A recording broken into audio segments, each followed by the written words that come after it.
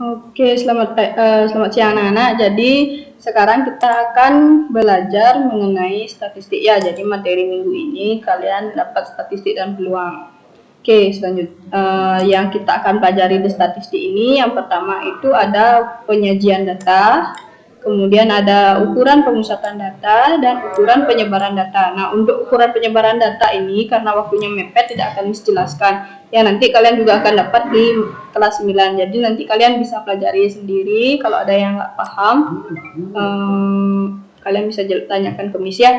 Nanti ukuran penyebaran data ini tidak akan Miss munculkan di soal PAS kalian ya. Oke, langsung saja kita masuk ke penyajian data. Nah, untuk di penyajian data kita ada 4 materi, yaitu yang pertama menyajikan data ke dalam tabel distribusi frekuensi, kemudian ke diagram batang, diagram lingkaran, dan diagram garis.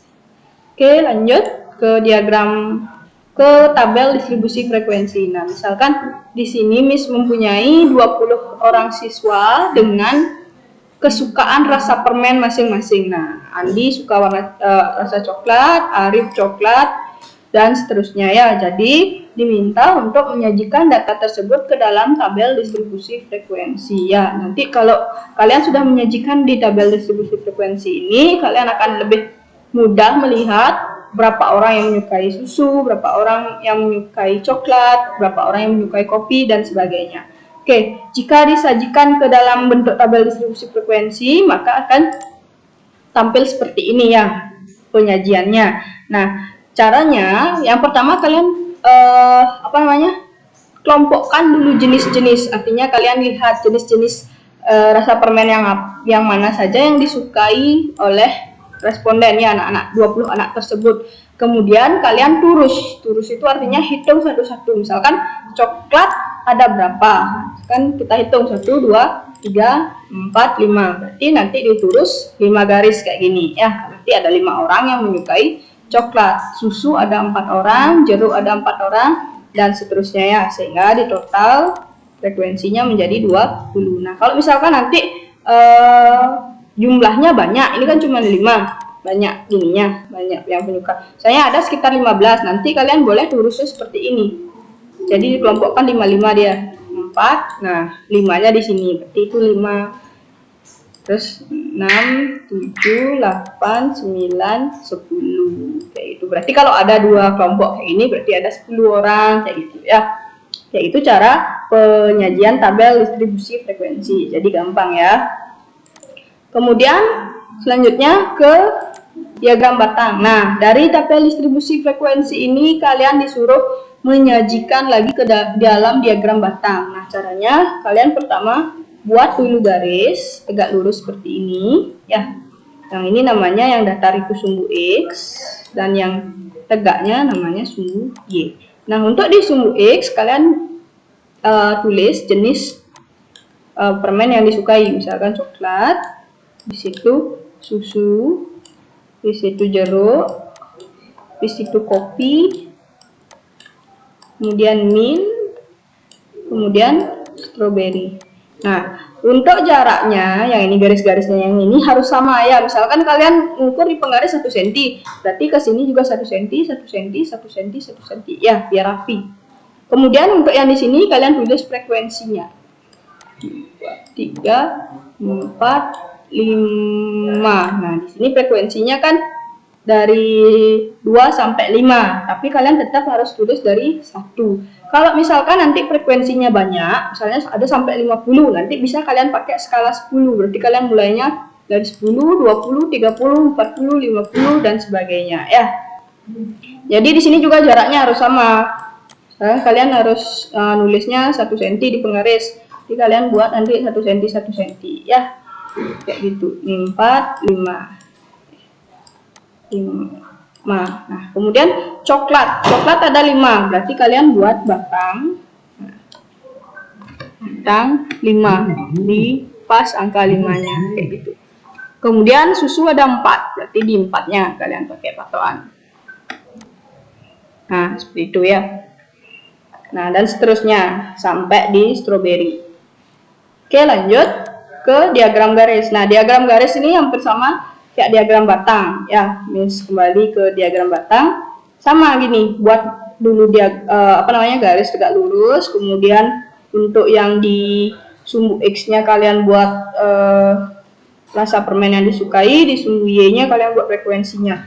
Tetapi untuk di di sini saya ini sih coklat, berarti kalian tinggal pakai titik-titik aja, nggak perlu buat batang kayak tadi ya. Buat titik, kemudian di sini 5, kemudian coklatnya 4, habis itu kalian buat titik di sini ya, 4, terus jeruk ada 4, tadi mohon maaf susu ya maksudnya 4.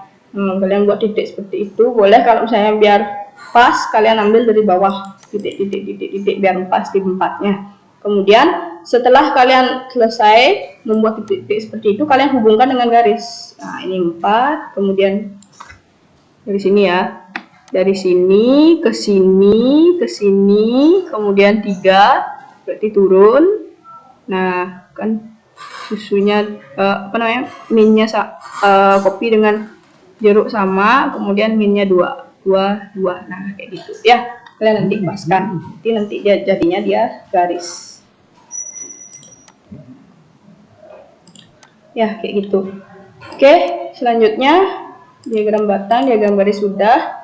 Nah selanjutnya ke diagram lingkaran, sama seperti tadi yang tabel distribusi frekuensinya, kalian diminta untuk menyajikan ke diagram lingkaran. Nah cara yang pertama itu adalah menentukan sudut lingkarannya. Cara menentukan sudut, di sini kan frekuensinya ada 5 dan total siswanya ada 20. Berarti kita bagi 5/20 dikalikan 360. Berarti nanti dapat sudutnya 90 derajat. Ya, nanti ini 90 derajat, sehingga kalian gambar satu-satu dulu sudutnya ke dalam lingkaran, kan dapat seperti ini ya.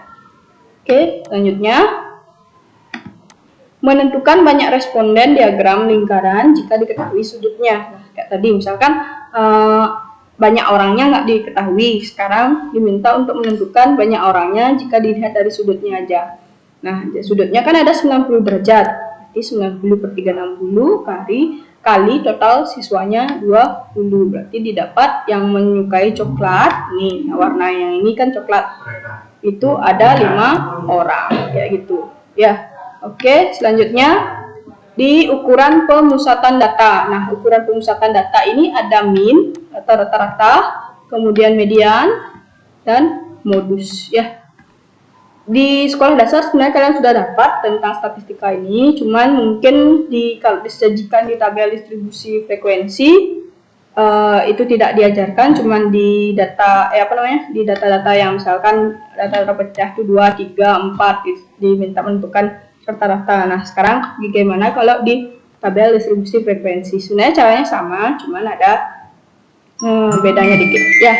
Oke, langsung saja Miss jelaskan di rata-rata. Nah misalkan ada tabel distribusi frekuensi seperti ini. Nah ini untuk nilai 3 ada 1 orang, nilai 4 ada 7 orang, nilai 5 ada 6 orang, dan seterusnya. Nah berapa sih rata-ratanya? Caranya menentukan rata-rata, yang pertama kalian kalikan nilai dengan frekuensinya. Berarti 3 dikalikan 1 ditambah 4 dikalikan 7 ditambah 5 dikalikan 6 dan seterusnya ya, dibagi jumlah frekuensinya ini. Jadi frekuensinya yang ada di tabel itu kalian jumlahkan semuanya, berarti 1 ditambah 7 ditambah 6 ditambah 10 dan seterusnya, sehingga nanti didapat ini 3 kali 1 kan 3 ditambah 28 ditambah 30 tambah 60 tambah 56 tambah 48 tambah 9 tambah 10 dibagi jumlahnya ini 40, sehingga nanti dapat rata-ratanya 6,1 ya.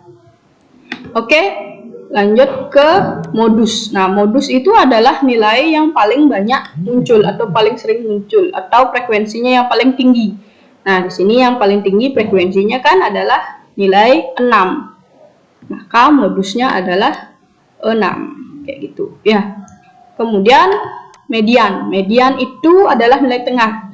Berarti untuk mencari nilai tengah berarti kita perlu tahu jumlah frekuensinya. Jumlah frekuensinya tadi kan 4 Berarti tengah-tengah dari 40 itu kan 20 dan 21. Kita bagi 2 40-nya. Berarti kita cari data ke-21. Data ke-21 itu kita lihat dari frekuensinya. Nah, ini kita jumlahkan. Ini kan berarti data pertama namanya. Berarti kalau ini dijumlahkan berarti sampai data ke-8. Data kedua, data ketiga, keempat, kelima, keenam, ketujuh, ke-8 itu adalah 4. Kayak gitu ya, maksudnya ya. Kemudian dijumlahkan lagi ke sini. Tadi kan 8 tambah 6 berarti 14. Ya, nanti data ke-9 sampai ke-14 itu adalah 5. Kemudian dijumlahkan lagi.